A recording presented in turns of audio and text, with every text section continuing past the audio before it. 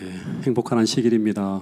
네, 12월 첫 안식일 우리 찬양대 찬양이 아주 경쾌하고 또 신명나네요. 흰 눈이 내렸는데 첫눈인가요? 여러분들 오시는 길이 좋으셨나요? 네, 여러 가지로 불편한 점도 많지만 또 이 첫눈이라는 게 참 의미가 있는 것 같습니다. 12월의 첫 안식일이고 이제 2022년도는 딱 한 달이 남았습니다. 그래서 연말 연시에 많은 행사들이 있는데 교회에서도 여러 행사들이 있어요. 먼저 오늘 저녁에 삼육대학에서 서주환 장로회 합창단의 창단음악회가 있다고 하는데 잠깐 좀 부탁을 해주셔서 광고를 좀 드리겠습니다. 한국재림교회 120년 역사 최초 장로 합창단이라고 합니다.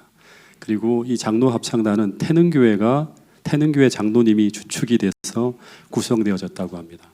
고문으로는 문승대 장로님, 단장은 배홍득 장로님, 부단장은 권순호 장로님, 지휘자는 김광수 장로님. 태능교회가 다 태능교회 합창단이네, 그죠? 네. 그래서 오늘 저녁에 그 창단 음악회가 7시에 있다고 하는데 티켓은 4층 안내 데스크에서 이렇게 판매한다고 하는지 아니면 그대로 그냥 공짜로 준다는지는 모르겠습니다. 네. 우리 안내 받으시고 많은 분들이 참석해 주시면 감사하겠고요. 또 하나는 태능교에서도 연말 연시에 아주 수준 높은 음악회가 준비되어져 있습니다. 12월 23일 금요일에는 태능교회 찬양대가 이제 음악회를 준비하고 있고요. 그리고 12월 31일 마지막 안식일 저녁에도 앙상블이 주최하는 또 송년 음악회가 있습니다.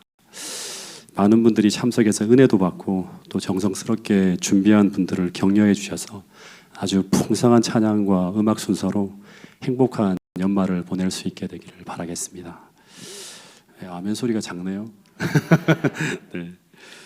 자, 오늘 이제 지난주에 연말기도주일을 보내고 난 다음에 원래 좀 이런 설교들을 좀 함께 나누고 싶었는데 오늘 저는 은혜 용서하는 자, 또 하나님의 은혜를 받은 자라는 주제로 또 오늘 함께 한 시간 은혜를 좀 나누고자 합니다. 여러분, 오래전에 저는 이런 생각을 좀 하게 되었어요. 그리스도인이란 어떤 사람들일까 하는 거예요. 다시 말해서 그리스도인의 본질을 가장 잘 나타내는 특징 중에 하나가 무엇일까 하는 거예요. 여러분, 그리스도인은 예수님을 영접한 사람입니다. 그런데 예수를 영접하였다고 하는 것은 쉽게 말하면 그냥 예수님을 영접한 게 아니라 예수님께서 십자가의 희생을 통해 베푼 그 하늘의 용서를 우리가 영접하였다고 하는 것입니다. 그러면 오늘 우리가 이 하늘의 용서를 받아들였다고 하는 그 증거가 무엇으로 나타나게 될까 하는 것입니다. 다시 말해서 오늘 우리가 용서받은 자라고 하는 증거가 무엇일까 한번 생각해 봐야겠죠. 여러분, 성경에서는 그것은 바로 오늘 우리가 우리에게 죄 지은 자를 용서하는 것이라고 성경은 말하고 있습니다. 우리가 용서를 받았다고 하는 가장 큰 증거는 우리가 우리에게 죄 지은 자를 용서하는 것이라고. 성경 곳곳에 나오는 하나의 이야기입니다. 근데 이게 쉬울까요? 세계 제1차 세계대전이 끝나가던 1918년 8월 17일에 이제 독일군이 이제 벨기에를 점령했다가 이제 물러나게 돼요. 근데 이 독일군이 벨기에를 점령하고 했을 때 어떤 일이 벌어졌는가 하면 이 독일군이 벨기에에 있는 노인들과 어린아이, 부녀자들을 다 모조리 학살했다고 합니다. 특별히 루뱅시라고 하는 시를 점령했을 때 사람들 중에 쇠붙이를 만진 흔적이 있는 사람들은 다 죽였대요. 그리고 그 루뱅시의 명문대학이 루뱅대학교 있는데 이 루뱅대학교를 파괴하고 그리고 루뱅대학교 학생들을 다 학살을 했다고 합니다. 그래서 이 독일이 벨기에를 점령한 그 기간 동안 최소 6,000명 이상의 민간인들이 학살되어지는 일들이 벌어집니다. 그런데 그 후에 독일이 패망하고 이제 벨기에 사람들이 피난길에서 돌아와서 그 끔찍한 학살의 장면을 다 목격합니다. 그리고 그 폐허 속에서 장례 예배를 드리는데 근데 그들은 차마 이 주기도문을 외울 수가 없었다고 합니다. 왜냐하면 주기도문에는 어떤 내용이 나오죠?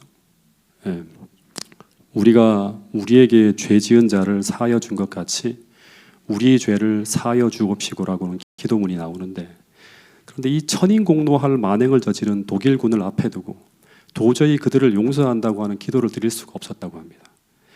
그래서 그토록 자연스럽게 교회에서 외우던 그 기도문이, 그토록 쉽게 사용하던 그 용서란 단어가 진짜 용서가 가장 필요한 이 상황에선 정말 끔찍한 단어가 되어버렸다고 하는 그런 이야기를 들었습니다. 그리고 이때서야 비로소 그들은 용서하라고 하는 계명이 기독교의 계명 중에 가장 지키기가 힘든 계명이라는 거 하는 것을 깨닫게 되었다고 합니다. 여러분, 그래서 오늘 우리가 이 시간 알아야 될 정말 중요한 진실 중에 하나는 무엇인가 하면, 사람은 나에게 고통을 안겨준 다른 사람을 용서할 수 없다고 하는 거예요. 즉, 이 말이 무슨 말인가 하면, 인간의 힘으로는 인간이 인간을 용서한다고 하는 것은 불가능하다고 하는 것을 먼저 인지를 해야 돼요. 다시 말해서 가벼운 잘못이 아니 내 마음속에 깊은 상처를 낸 어떤 사람을 우리가 정말 마음으로부터 진심으로 용서할 수 있을까요? 우리가 신적인 도움을 받지 못할 시에 우리는 사람을 용서하는 척할 수는 있지만 진정으로 용서하지는 못한다고 합니다. 왜냐하면 우리는 내게 피해를 주고 상처를 준 그 사람을, 나에게 피해를 준 그만큼에 상응하는 대가가 지불되어지지 않는 한 절대로 용서하지 못한다고 하는 것이 인간의 본성이자 본성적 한계라고 하는 거예요. 우리가 침묵하고 외면할 수는 있지만 마음에서부터 그를 용서하고 사랑하는 마음으로, 즉 이전의 관계로 그를 받아들인다고 하는 것은 신적인 도움이 없으면 불가능하다고 하는 거예요. 그래서 가끔 제가 큰 상처를 받은 사람이 이제 제 앞에서는 말로는 내가 그 사람을 용서했다고 말하는 이야기를 참 듣기도 합니다. 그러나 용서했다고 말하는 그 사람의 이야기를 계속 듣다 보면 대부분 그 마음의 상태는 아직도 여전히 그 상대를 용서하지 못하고 있다고 하는 것을 계속 이야기하고 있음을 금세 느낄 수 있어요. 여러분, 그래서 어떤 분은 심지어 내게 이런 말까지를 해요. 한 번 망가진 인간관계는 죽을 때까지 해결이 불가능하다고. 네. 왜냐하면 우리 인간은 한 번 받은 상처는 끝까지 품고 가기 때문이라고 하는 거예요. 그래서 더하여서 어떤 말까지 하는가 하면, 그래서 정말 조심하며 살아가야 한다고 하는 충고까지 합니다. 네. 여러분, 그런데 이 말이 정말일까요? 네. 참 무서운 세상이죠. 그렇다고 하면. 제가 아주 어릴 때 이불을 뒤집어 쓰고 무섭지만 재미있게 본 TV 드라마 중에 전설의 고향이라는 드라마가 있습니다. 아마 여기 나이 드신 분들은 다 아마 봤을 거예요. 근데 이 드라마의 내용은 어떤 것인가 하면, 들어보면 끝까지 뻔한 이야기예요. 집안 곳곳의 전설을 드라마로 만들어서 보여주는데 그 내용 대부분이 어떤 내용인지 아시죠? 어떤 사람이 억울한 일을 당하고 그 원통함 때문에 한을 품고 죽습니다. 그런데 죽어서도 그 한을 어떻게 합니까? 풀지 못해요. 용서가 안 되는 거예요. 그래서 그 원한 때문에 하늘로도 들어가지 못하고 구천을 떠돌며 복수할 기회를 노리다가 결국 복수하고, 이 말이 뭐예요? 그에 상응하는 대가를 치르게 한 후에, 즉 복수하고 그리고 떠난다고 하는 것이, 이것이 거의 전설의 고향의 단골 주제입니다. 그래서 전설의 고향을 보면 거의 결론이 뭔가 하면 절대 다른 사람의 눈에 피눈물 나오게 해서는 안 된다고 하는 교훈을 수도 없이 받는 거예요. 특별히 누구에게? 여자들이 원한을 품게 해서는 안 된다고 하는, 거의 주인공이 여자예요. 네. 여자가 한을 품으면 항상 그 나레이터가 하는 말이 5, 6월에도 뭐가 내린다? 네, 서리가 내린다고 하는 말을 수도 없이 들었던 기억이 있습니다. 그런데 이런 내용들은 또 우리에게 무엇을 말해주고 있는가 하면, 사람은 사람에게 받은 상처를 쉽게 용서하지 못한다고 하는 것을 말해주는 이야기예요. 근데 문제는 무엇인가 하면, 우리가 상처를 받지 않고 살기는 불가능하다고 하는 거예요. 상처를 안 받으려면 혼자 살면 돼요. 그러나 사람들끼리 어울려 살다 보면 분명히 상처를 주고 또 상처를 받을 수밖에 없습니다. 특별히 우리가 어떤 사람들을 사랑하려고 노력하면 할수록 우리는 필연적으로 상처를 더 많이 받게 된다고 하는 거예요. 여러분, 실제로 예수님의 생애를 보면 주님은 엄청난 사랑을 가지고 수많은 사람들에게 자기를 희생하는 사랑을 베풀며 평생을 살아가셨어요. 근데 그런 사랑이 어떻게 돌아오는가 하면 거절로 돌아오고 멸시로 돌아오고 심지어 배신의 아픔으로 돌아오는 것을 견뎌야 하셨다고 하는 거예요. 그래서 만약 예수님께서 평생 받아오신 그 상처들이 만약 그분의 마음에 고스란히 쌓여 있었다면 아마 그분의 마음과 육신은 깊이 병들었을 거예요. 그런데 성경을 보면 주님의 마음이 우울함으로 어두워졌다고 하는 기록이 전혀 없습니다. 오히려 시대의 소망과 성경을 읽어보면 늘 그분은 그런 고통스러운 상처를 받으며 사셨음에도 불구하고 그분의 마음엔 그늘이 없었고 늘 밝고 건강하고 행복하셨다고 하는 기록이 시대의 소망 곳곳에 나옵니다. 그런데 그분이 그렇게 살아갈 수 있었던 이유가 무엇인가 하면 바로 그분에게는 모든 것을 용서할 수 있는 하늘로부터 내려오는 그 신적인 능력을 그분은 늘 받고 있었기 때문이라고 하는 거예요. 인간이지만 인간의 마음을 가진 분이셨지만 늘 신적인 능력을 그분은 하늘로부터 받고 있었기 때문이라고 하는 거예요. 그것도 시간을 끌지 않고 즉시 용서할 수 있는 힘이 있었다고 하는 것입니다. 그래서 오늘 우리도 우리의 본성적 한계를 뛰어넘는 이 용서의 능력을 주님처럼 하늘로부터 받아야지만 우리는 더 행복한 인생, 더 행복한 공동체를 이룰 수 있다고 하는 사실을 꼭 기억할 수 있게 되기를 간절히 바라겠습니다. 이 제임스 조니 존슨이라고 하는 사람이 있는데요. 이 사람은 흑인이었어요. 근데 이 사람은 인종차별 장벽을 허무는 데 노력해서 흑인으로서는 최초로 해병대 준위로 임명되어졌고요. 그리고 흑인 최초로 미국 중앙인사위원회 부의장을 맡게 되었고, 그리고 흑인 최초로 미 합중국 해군 차관보에 임명되는 아주 성공적인 인생을 살아간 그런 사람이 바로 이 제임스 조니 존슨이라고 하는 사람이랍니다. 그러니까 이 사람이 흑인으로서 그 인종차별을 극복하고 성공하는 자리에 올라갔다고 하는 것은 그 과정 속에서 얼마나 많은 상처를 받았는지를 알 수 있겠죠. 흑인이라고 하는 말을 계속 듣게 되었을 거예요. 근데 이 사람이 어느 강연회에서 자신의 성공 비결을 묻는 질문을 들었을 때 이분이 한 말이 뭔가 하면 즉각적인 용서, 무조건적인 용서가 바로 자신의 성공 비결이라고 말했다고 합니다. 이걸 통해서 수많은 사람들과의 관계가 무너지지 않고 계속 관계 속에서 성공을 이어갔다고 하는 것이죠. 이 말은 용서는 용서인데요. 그냥 용서가 아니에요. 그 용서가 어떻게 용서되어진다? 즉각적이에요. 두 번째는 무조건적이라고 하는 거예요. 이것이 바로 자신의 인생이 행복하고 성공하면서 살아갈 수 있었던 비결이라고 하는 거예요. 근데 이게 말은 쉽지만 이것이 실제 우리 일상생활에서 가능할까요? 네. 이것이 가능하려고 하면 정말 바보가 아니면 안 돼요. 두 번째는 바보가 아니면 제가 또 말하지만 주님처럼 날마다 하늘로부터 오는 그 신적인 용서의 능력을 받고 있어야지만 되는 거예요. 다시 말하면 신앙의 정점에 살고 있는 사람이 아니라면 쉽지 않은 삶이라고 하는 거예요. 실제로 이 사람이 어느 집회에서 강연을 마치고 돌아올 때 이런 일이 벌어졌다고 합니다. 돌아오는 길에 이 존슨의 와이프가 얼굴이 막 굉장히 안 좋아져 있는 거예요. 그 이유가 뭔가 하면 그 강연 중에서 어떤 한 사람이 너무나 자신의 남편인 이 존슨에게 너무 무례하고 깊은 상처를 줄 수 있는 말을 계속 질문을 통해서 하는 거예요. 그래서 이 존슨이 자기 와이프한테 물었대요. 당신 왜 그러냐고. 그랬더니 이 아내가 하는 말이 당신도 알잖아. 그 여자가 당신에 대해 정말 무례하게 말하는 거 기억이 안 나냐고 물었대요. 그랬더니 이 존슨이 말하기를 어떤 여자? 이렇게 물었대요. 그러자 그 아내가 하는 말이 당신에게 모욕적인 연사를 거듭 반복했던 그 여자 말이야 라고 말했대요. 그랬더니 이 존슨이 하는 말이 여보 내가 늘 말하잖아. 나는 5초 이내에 즉각 용서하고 잊어버린다고 하는 거예요. 네. 그러자 이 아내가 하는 말이 나도 당신처럼 용서하긴 할 거야. 그렇게 해야 된다고 하는 것을 알긴 알아. 그러나 지금은 용서가 안 될 것 같아. 이런 말을 했다고 합니다. 그러자 이 존슨이 하는 말이 중요해요.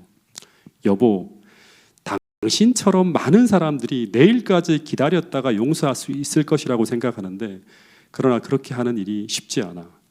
지금 용서할 수 있는 그 기회를 놓치면 분노는 너무도 빨리 자라서 내일이면 통제가 불능하게 될 수 있는 상황까지 번질지도 몰라. 이런 말을 했다고 합니다. 여러분, 많은 사람들이 즉시 나에게 상처를 준 사람을 용서하지 못하는 이유는 대부분 이런 생각 때문이에요.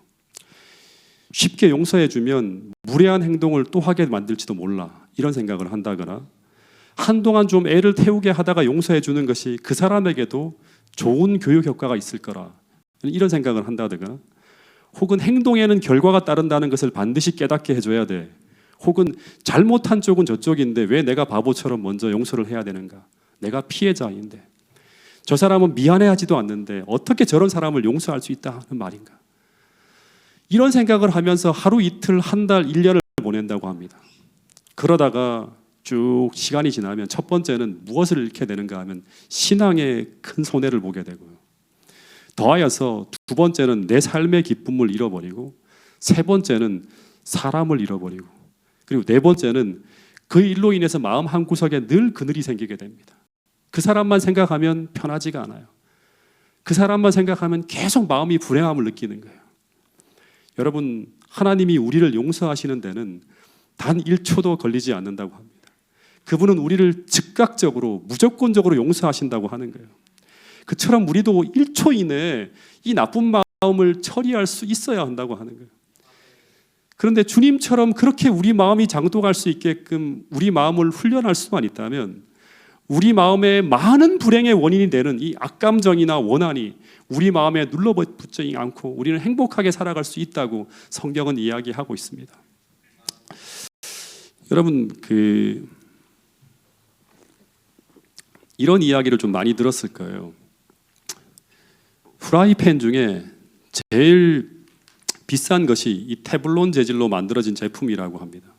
그런데 이 제품을 비싼데도 불구하고 많은 사람들이 사게 되는 이유가 무엇 때문인가 하면, 일반 팬은 음식을 조리할 때 어떤 일이 벌어지는가 하면 음식이 팬에 막 눌러붙어요. 잘 떨어지지 않아요. 그리고 이것을 씻어내기 위해서 행주나 수세미로 막 닦아내다 보면 그 표면에 기스가 나거나 상처가 난다고 합니다. 근데 이 테블론 재질로 만들어진 팬은 아무리 뜨거운 열로 가해도, 부치개를 붙인다든지 생선을 굽고 튀긴다든지 그 어떤 음식을 담아서 지지고 볶고 해도 절대 음식물이 팬에 눌러붙지 않는다고 하는 거예요. 그리고 또 하나는 표면에 상처가 잘 생기지 않는다고 해요. 그래서 사람들이 그렇게 비싼데도 불구하고 이 테블론 제품을 사려고 한다고 합니다. 근데 하나님은 똑같이 오늘 우리 마음이 이 테블론 재질의 마음을 소유하기를 바라신다고 해요. 즉, 아무리 뜨거운 불로 그 마음을 지지고 볶고 튀고 하더라도 그 음식을 탁 털어내는 순간, 즉 그 장소를 떠나면 즉시 그 어떤 원한이나 악감정이 절대 눌러붙지 않는 이런 테블론과 같은 가슴을 가지게 되는 것, 이것이 바로 진정 하나님의 은혜로 성화되어진 그리스도인의 마음이라고 주님은 말씀하고 있다고 하는 것입니다. 그런데 이런 마음은 그냥 만들어지는 것이 아니에요. 끊임없이 우리 마음이 하나님의 말씀과 은혜로 연단되어져 가는 그 과정 속에 만들어진다고 하는 거예요. 이런 마음을 우리가 원한다고 해서 그냥 주어지는 게 아니라 끝없이 하나님의 말씀과 은혜로 연단되어지는 과정을 경험해야지만 어떤 마음이 되는가 하면 이런 마음으로 변화되어질 수 있다고 하는 거예요. 그래서 우리는 이 연단의 과정을 피하려고 하면 안 된다고 하는 거예요. 여러분, 그래서 잠언서 17장 3절에는 이런 말씀이 있어요. 이 말씀을 같이 한번 읽어보겠습니다. 시작. 도가니는 은을, 풀무는 금을 연단하거니와 여호와는 마음을 연단하시느니라. 예, 우리 하나님은 우리 마음을 끝없이 연단하신다고 하는 거예요.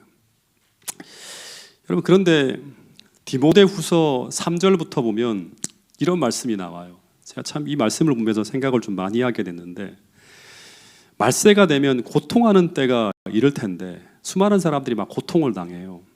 근데 그때 사람들이 어떻게 변해가는가 하면 여기 한 구절이 나오죠. 3절에 보면 무정하며, 또 하나는 원통함을 풀지 아니하며라고 하는 말이 나와요. 이 무정하며 원통함을 풀지 아니한다고 하는 이 말이 무슨 말일까요? 이 말은 세상의 종말이 올 때, 그때 그 말세에 나타나는 특징 중에 하나가 뭔가 하면 서로 용서가 안 되는 거예요. 예. 다시 말해 서로에 대한 이 악감정이 마음에 눌러붙은 채로 그냥 살아가죠. 털어버리지 못해요. 계속 그런 마음을 가지고 사람들이 살아간다고 하는 거예요. 근데 본문을 보면 이런 모습이 세상에서 벌어지는 모습이 아니라 놀라운 것은 교회 안에서 벌어지게 되는 모습이라고 이야기하고 있어요. 그런데 왜 교회 안에서 이런 모습이 나타나고 있는가? 그 이유는 디모데후서 3장 5절에 보면 교회 안에 수많은 사람들의 모습 속에서 경건의 모양은 있으나 경건의 능력이 사라지고 있기 때문이라고 하는 거예요. 예. 다시 말해 사람들이 다 신앙심이 사라져갈 때 그때 나타나는 증상 중에 하나가 뭔가 하면 사람들의 마음이 무정하고 원통함을 풀지 못하는 거예요. 여러분, 은혜가 넘치는 교회의 특징이 무엇인지 아십니까? 교회에 막 은혜가 넘쳐요. 하나님이 부어주시는 막 축복이 넘쳐요.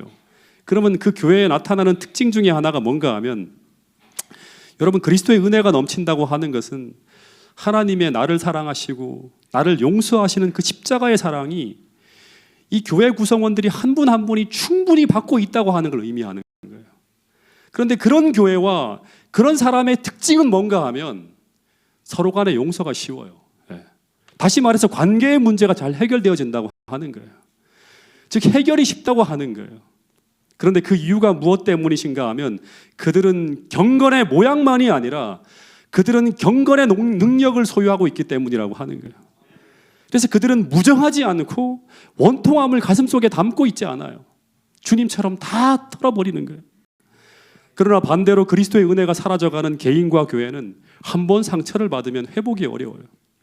그래서 사소한 갈등이 진정이 안 되고 점점 더 커집니다. 즉 작은 상처도 회복이 어려울 만큼 크게 받게 되고, 한 번 상처가 나면 그 받은 상처를 풀지 못하고 용서하지 못하는다고 하는 것이 바로 뭔가 하면 하나님의 은혜가 사라져가는 개인과 교회의 모습이라고 하는 거예요. 여러분, 그런데 이런 모습은 면역력이 떨어진 몸에 나타나는 모습과 비슷해요. 작은 감기 정도가 쉽게 몸에서 해결이 안 되는 거예요. 그래서 폐렴으로 번지고 생명을 위협하는 지경까지 가는 큰 문제로 비화되는 것이 바로 면역력이 떨어진 몸에서 나타나는 모습이죠. 똑같이 우리가 경건의 능력을 잃어버리면, 다시 말하면 건강한 신앙인으로 살아가지 못하면, 우리가 이런 면역력이 떨어진 몸에서 나타나는 이런 모습이 우리의 인간관계 속에서도 벌어질 수 있다고 하는 것입니다. 여러분, 이 시간 다시 한번 좀 생각해 보시길 바랍니다. 여러분은 용서받은 사람인가요? 다시 말해서 나는 은혜를 받은 자이고 은혜를 받고 살아가는 경건한 능력을 소유한 사람인가요? 그렇다면 그 용서받은 증거가, 그분의 은혜가 나의 인간관계 속에서 어떻게 나타나고 있는지 이 시간 한번 생각해 볼 수 있게 되기를 간절히 바라겠습니다. 이 C.S. 루이스라고 하는 사람이 이런 글을 썼어요.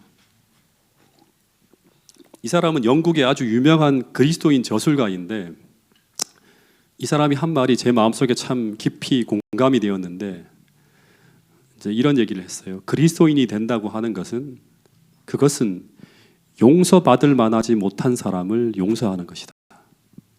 이런 말을 했어요. 그런데 그 이유가 무엇 때문인가 하면, 그 이유는 하나님께서 용서받지 못할 사람인 우리를 용서하였기 때문이라고 하는 거예요. 여러분, 이것이 바로 성경에서 말하는 용서의 가장 중요한 원리예요. 네. 왜 우리가 원수를 용서하고 사랑해야 되는가?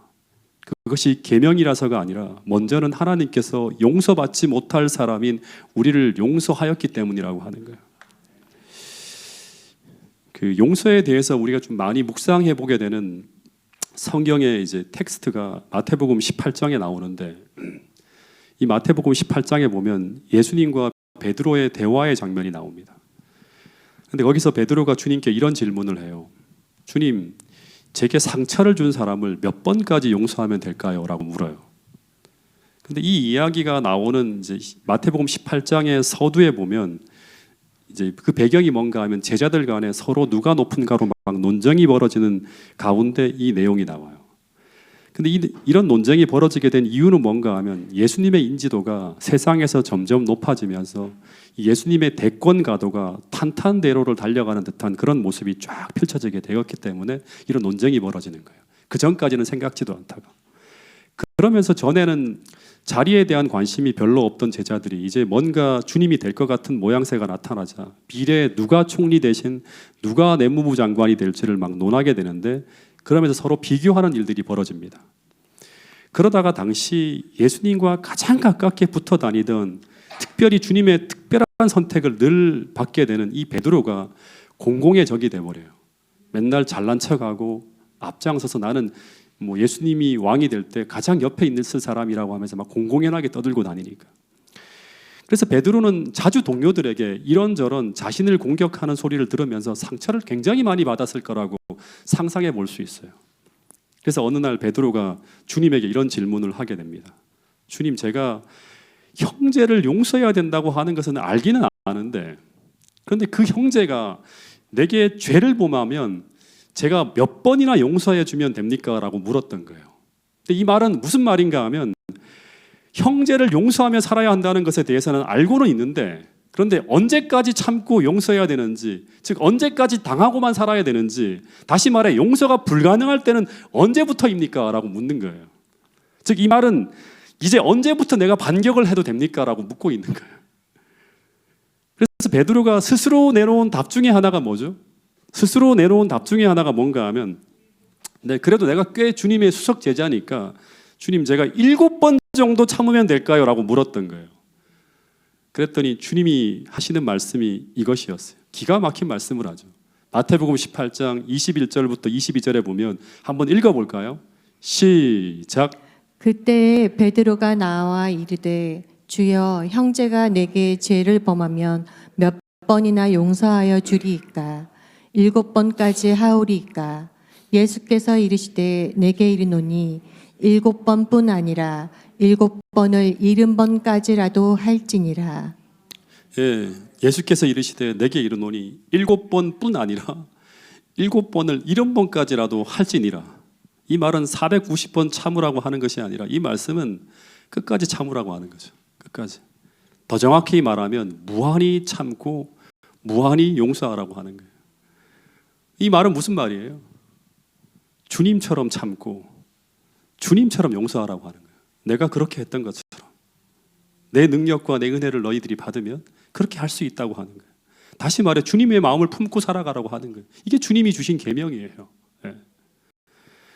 이 말씀을 듣고 베드로가 아마 깜짝 놀랐을 거예요. 이게 말이 되는가? 나는 한 번만 살짝 긁어버리면 정말 바로 팍 떨며 분노하게 되는 게 베드로인데, 베드로의 입장에서 볼 때 이거는 불가능한 요구 같았을 거예요.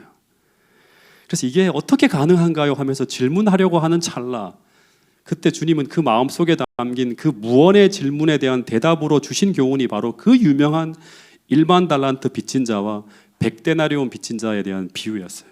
예.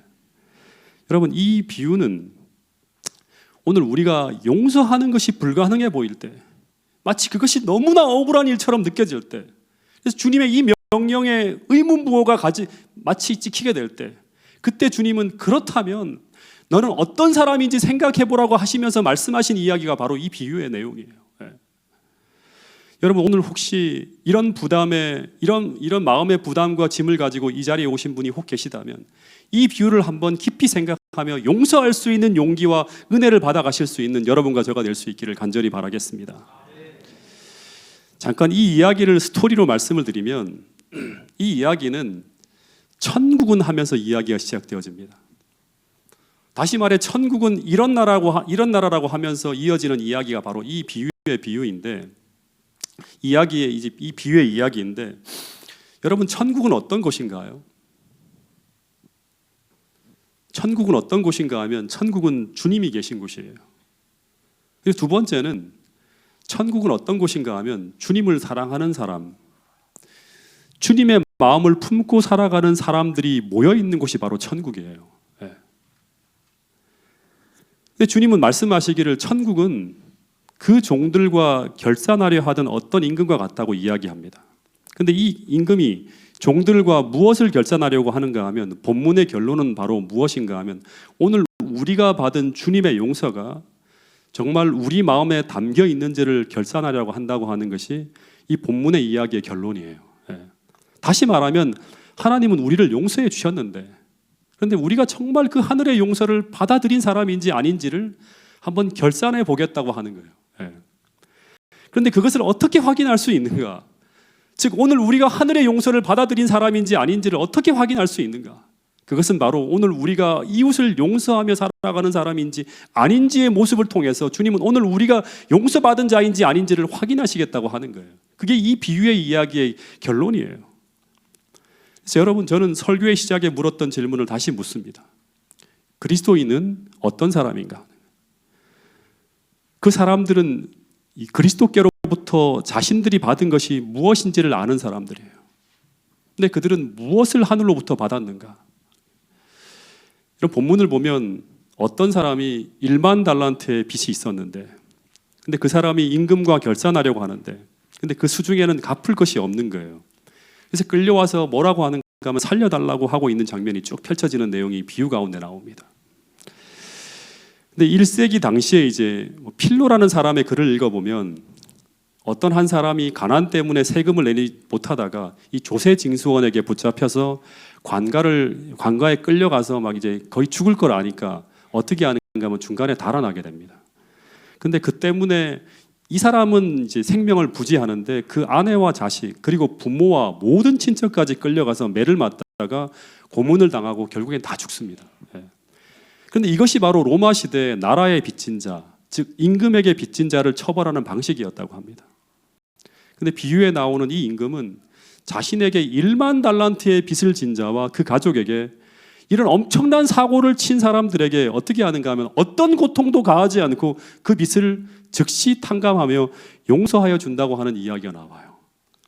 여러분, 근데 1만 달란트가 얼마이길래 이 임금이 그 금액을 가볍게 전부 다 탕감해 줄 수 있었을까요? 여러분, 한 달란트가 얼마인지 아세요? 달란트에 비유할 때 제가 한번 말씀을 드렸는데 이것을 기억하시는 분이 아마 거의 없을 거라 생각이 듭니다. 한 번 더 말씀을 드리면 한 달란트는 금 40kg이에요. 이것을 품값으로 계산하면 한 달란트는 6천 데나리온이라고 합니다. 어떤 글을 보면 6천 데나리온이 아니라 1만 데나리온이라고 하기도 해요. 한 달란트가. 한 데나리온은 뭐죠? 당시 노동자 하루의 품값이에요. 그러니까 한 달란트는 1만 데나리온이라고 하면 1만 달란트면 얼마예요? 몇 데나리온일까요? 1억 데나리온이라고 합니다. 다시 말하면 노동자가 1억 일을 일해야 벌 수 있는 돈이에요. 다시 말하면 노동자 한 사람이 하루 8시간 꼬박 일을 하면 약 33만 년 정도 일을 하면 갚을 수 있는 금액이 바로 1만 달란트라고 합니다. 그러니까 평생 70년을 사는 사람이 평생 일해도 몇 프로를 갚는가 하면 0.00001% 정도밖에 갚을 수 없는 그런 금액이에요. 근데 주인이 이런 엄청난 잘못을 저지르고 두려워 떨고 있는 이 종에게 임금이 뭐라고 하는가 하면 너 이거 어떻게 할 거니 하고 물었을 거예요. 이거 어떻게 할 거니? 그랬더니 이 사람이 어처구니 없는 말을 해요. 무슨 말을 하죠? 시간을 주시면 어떻게 하겠다? 내가 다 갚으리이다 하고 어처구니 없는 해결책을 들고 나옵니다. 그때 임금이 하는 말이 뭐라고 하는가 하면 내가 그 빚을 해결해 줄 테니까 가서 다시는 이런 잘못을 하지 말고 또 내가 너에게 베푼 이 용서의 마음을 가지고 제발 다른 사람을 불쌍히 여기며 살라고 하면서 이 빚 전체를 탕감해 주었다고 하는 얘기가 나와요. 그런데 이 빚진 자의 그 빚을 임금이 이렇게 간단하게 한마디의 말로 다 탕감해 주었는데, 그런데 이런 결정을 하게 될 때 이 임금에게는 어떤 일이 벌어지게 될까요? 이 임금은 어떤 부담을 지게 될까요? 이것을 모르면 우리에게 베풀어진 이 용서는 우리에게 어떤 변화도 일으키지 못하는 아주 값싼 은혜가 될 수 있어요. 여러분, 이 1만 달란트 액수는 얼마나 큰 액수인가 하면 당시 문헌을 보면 유대 전체에서 거친 세금이 얼마인가 하면 유대 나라 전체에서 거친 세금이 얼마인가 하면 600달란트라고 합니다. 유대 나라 전체에 거친 세금이 600달란트래요. 로마 제국 전체가 17개 나라에서 모아들인 총 세금액이 얼마인지 아십니까? 8,000달란트에 불과하다고 합니다. 1만 달란트가 안 돼요. 그러면 1만 달란트라는 하고 하는 금액은요, 로마 제국의 황제라도 그 나라의 모든 재정을 다 동원해도 갚을 수 없는 천문학적인 돈이 바로 1만 달란트라고 하는 거예요. 그런데 이 임금이 그 종 하나를 살리기 위해서 어떻게 하는가 하면 나라 전체가 휘청거리며 흔들리는 엄청난 희생을 감수해야 된다고 하는 뜻이죠. 다시 말해서 이 빚을 탕감해 주기 위해 누군가는 그 사람을 대신해서 엄청난 손실을 감당해야 되는 거예요. 여러분, 그래서 용서는 그냥 이루어지는 것이 아니라 누군가가 대신 희생해야지만 이루어질 수 있는 것이라고 하는 거예요. 여러분, 이 이야기가 바로 성경 이야기라고 하는 것입니다. 여러분, 아람어로 죄와 빚은 동의어라고 합니다.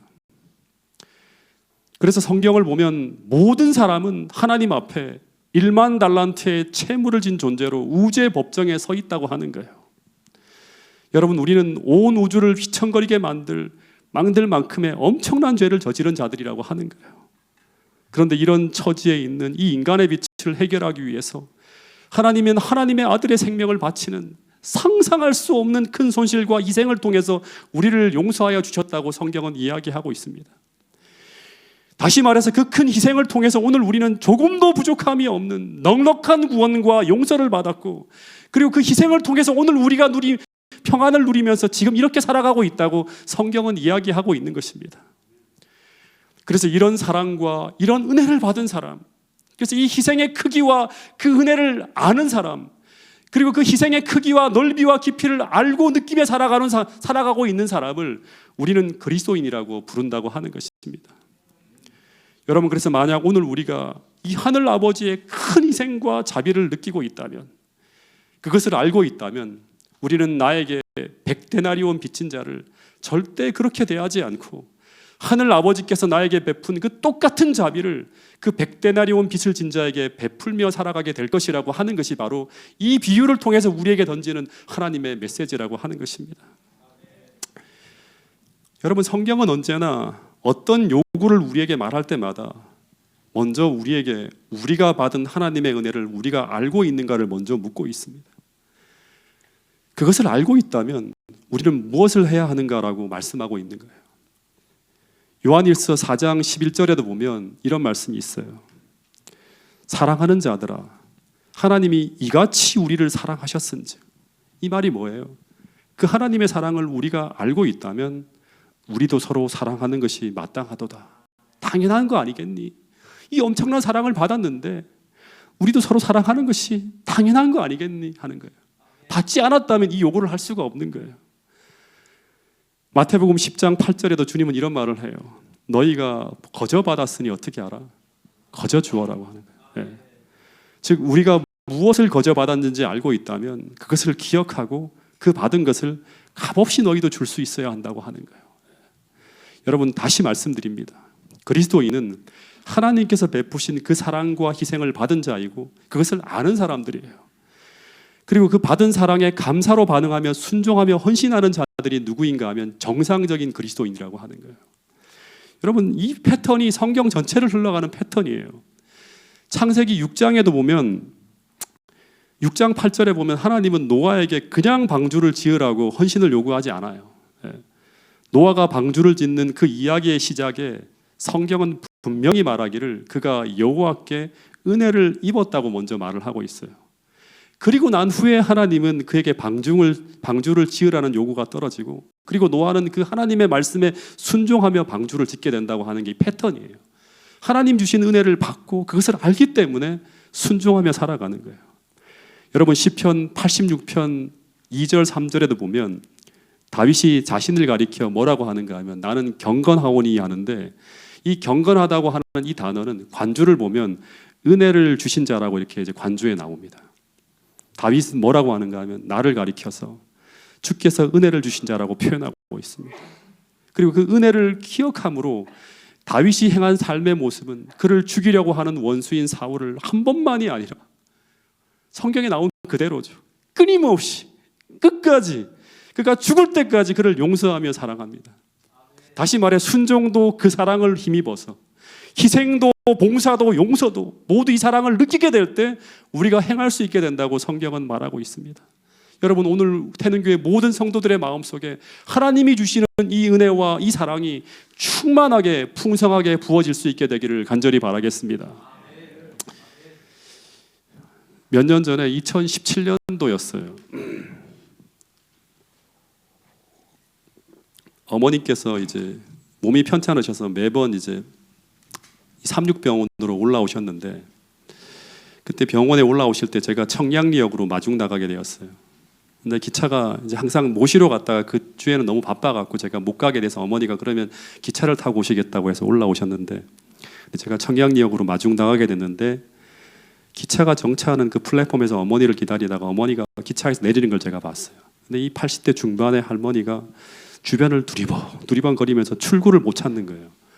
제가 얼른 달려가서 어머니 오셨어요 하면서 엄마 손을 꼭 잡았는데 어머니가 얼마나 고마워하시는지 정말 좋아하셨어요. 그리고 이제 계단을 걸어가는데 이 어머니가 50m를 채 못 걸으시면서 숨을 차시면서 쉬셔야 돼요. 중간에 계속 이제 벤치에 앉아 쉬셔야 되는데 그 롯데 백화점 벤치에 앉아서 잠깐 쉬시게 한 후에 이제 어머니를 뵈는데 갑자기 짠한 거예요. 주름이 막 다 얼굴에 이제 자글자글하게 이렇게 이제 패여 있고 어머니의 아픈 다리, 편찮으신 몸, 그 어디 하나 성한 데가 없는 거예요. 그러면서 그 어머니의 연약함과 아프신 모습 하나하나를 보고 있는데 문득 그 모습 하나하나가 전부 제게 이런 이야기를 하고 있더라고요. 어머니의 그 젊음과 어머니의 건강과 어머니의 생병이 전부 다 나에게로 와 있다고 하는 거예요. 다시 말해서 어머니의 그 삶 전체가 다 내 인생을 위한 자양분이 되고 희생의 걸음이 되어서 그 희생의 토대 위에 내가 오늘 여기 있다고 하는 그 이야기를 어머니의 모습을 보는데 계속 그 메시지로 이렇게 들려지는 거예요. 여러분 마찬가지로 오늘 우리가 그리스도를 정말 사랑하는 사람이라면 그분의 은혜를 받은 사람이라면 그리스도의 희생의 흔적이 담긴 그 십자가를 바라볼 때마다 우리는 그분의 살과 그분의 피와 그분의 희생의 자양분을 통해서 오늘 우리가 이렇게 평안하게 살아가고 있음을 기억하고 알게 된다고 하는 것입니다. 제가 어머니를 차에 모시고 청량역을 빠져나오는데 근데 어머니가 제게 이런 말씀을 하시더라고요. 재훈아 정말 고맙다고. 근데 너를 고생시켜서 미안하다고 하는 거예요. 그 조금 청량리역까지 왔다 가는 게 뭐가 고생이라고 고생시켜서 미안하다고 하는 거예요. 그때 제가 어머니의 손을 꼭 잡으면서 제가 이런 말씀을 드렸어요. 어머니 오늘 제가 이렇게 존재하는 것은 어머니의 그 희생과 헌신으로 오늘 내 인생이 지금 이렇게 있다고. 그래서 어머니에게 너무 감사하고 있다고. 그래서 저는 어머니를 모시러 가는 것이 조금도 힘들지 않고 조금도 불편하지 않다고. 그러니 그저 오래오래 건강하게만 제 곁에 머물러 있어 달라고 그렇게 말씀을 드렸던 기억이 나요. 그랬더니 어머니의 눈시울이 뜨거워지더라고요. 여러분 그리스도인은 또다시 말씀드리지만 은혜 받은 것을 아는 사람입니다. 그리고 그것을 알고 있다면 그것을 아는 자들이 바로 오늘 우리들이라면 우리는 이전과 다르게 산다고 하는 거예요. 내가 어머니를 위해 조금 희생하는 것 전혀 힘들지 않게 감사하게 할 수 있는 것처럼 하나님께서 우리에게 요구하시는 그 작은 일들이 절대 무겁지 않다고 하는 거예요. 다시 말해서 나를 위해 1만 달란트라고 하는 그 하늘의 전부와 같은 하나님의 아들을 희생하는 그 하늘 아버지의 하나님의 그 희생을 통해서 오늘 우리가 나은 자가 되었다고 하는 것을 아는 사람이라면 그 사랑을 느끼고 있다면 오늘 우리에게 잘못한 그 백데나리온 빚진 형제를 용서하며 사랑하는 것이 그렇게 무겁고 힘든 것이 아닐 것이라고 하는 거예요. 마지막으로 이 예화를 좀 들려드릴 텐데요. 노벨 평화상 수상 작가인 엘리 위젤이라는 사람이 있는데 이 사람은 유대인 대학살 당시의 생존자였다고 합니다. 근데 이 사람이 한 번은 나치 수용소에서 탈출을 기도하다가 붙잡힌 한 10대 소년 하나를 이제 수용소의 군인들이 공개 처형하는 장면을 목격하게 됩니다. 근데 그 10대 소년이 교수에 매달려서 서서히 죽어가는 광경을 지켜보면서 이 엘리 위젤이 이 솟구치는 분노를 참지 못하고 막 땅에 엎드려 통곡하면서 이런 말을 내뱉었다고 합니다. 하나님 당신은 도대체 어디에 계십니까? 이걸 보시면서도 어떻게 가만히 계신단 말입니까? 근데 계속 부르짖고 있는데 갑자기 그 귀에 작은 음성 하나가 들려왔다고 합니다. 그 음성이 바로 뭔가 하면 나는 그 어린 아들과 함께 교수대에 함께 매달려 있다고 하는 그 음성이 들려왔대요. 여러분 이 말씀처럼 우리가 견딜 수 없는 고통 속을 지나갈 때 그리고 용서할 수 없는 고통의 현장을 지나갈 때 하나님은 거기서 우리와 함께 고통을 당하고 계시다고 하는데 그런데 그 힘든 순간 그 고통의 현장에 나와 함께 계신 그분을 바라볼 수 있으려면 우리는 그 전에 그분의 그 엄청난 사랑과 은혜를 받았음을 알고 있어야 된다고 하는 거예요. 그 힘을 가지고 그 고통의 순간에도 그 주님의 마음을 가지고 그 고통스러운 순간에도 주님을 위해 일할 수 있게 된다고 하는 것입니다. 여러분 이 마음을 가져야지만 우리는 용서할 수 없는 사람을 용서하고 순종이 힘겹고 버거운 상황에서도 우리는 순종할 수 있는 삶을 살아갈 수 있다고 하는 것입니다. 여러분 오늘 다시 한번 여러분의 모든 마음이 십자가 앞으로 나아가서 하나님께서 나를 위해 베푸신 그 사랑이 무엇인지를 실제적으로 알고 있는 사람이 되어서 참되게 거듭나서 주님처럼 용서하고 주님처럼 사랑하는 사람으로 우리 모두가 변화될 수 있게 되기를 간절히 바라겠습니다. 마지막으로 오늘 설교의 결론과 같은 이 두 말씀을 같이 한번 읽어보겠습니다. 마태복음 18장 35절 말씀입니다. 시작. 너희가 각각 마음으로부터 형제를 용서하지 아니하면 나의 하늘 아버지께서도 너희에게 이와 같이 하시리라. 여기서 정말 중요한 말은 마음으로부터예요. 마음에 없는데 말로만이 아니라 마음으로부터 형제를 용서하지 아니하면 하는 거예요. 우리의 마음속에 새로운 마음이 들어와야지만 마음으로부터 형제를 용서할 수 있다고 하는 거예요. 히브리 12장 14절에는 우리가 하늘 가는 사람들은 전부 이런 사람들이라고 합니다. 마지막 말씀입니다. 같이 한번 읽어보겠습니다. 시작. 모든 사람과 더불어 화평함과 거룩함을 따르라. 이것이 없이는 아무도 주를 보지 못하리라.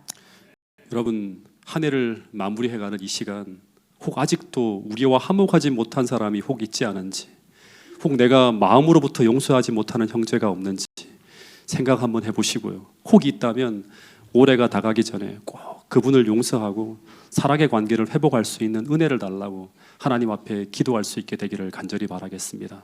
그래서 이 태능교회 모든 성도들이 한 마음 한 뜻이 돼서 연합된 힘과 연합된 사랑을 가지고 2023년 주의 사업을 감당할 수 있는 태능교회가 될 수 있기를 간절히 바라면서 오늘 말씀을 줄이겠습니다.